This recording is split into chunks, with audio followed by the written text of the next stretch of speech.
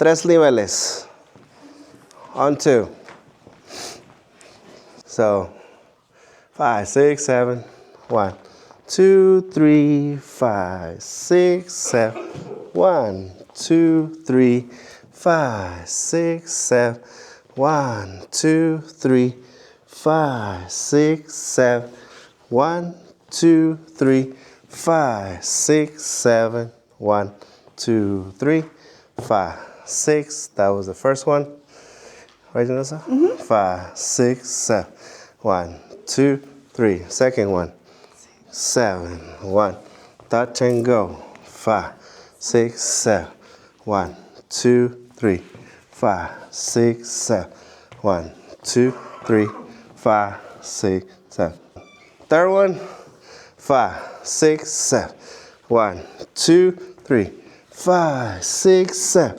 1, 2, 3, 5, 6, 7. 1, 2, 3, 5, 6, 7. 1, 2, 3, 5, 6, 7. 1, 2, 3. Over here, Johan cough. 7. 1, 2, 3, 5, 6, 7. For the ending. 3, 5, 7. 1, 5, 6, 7.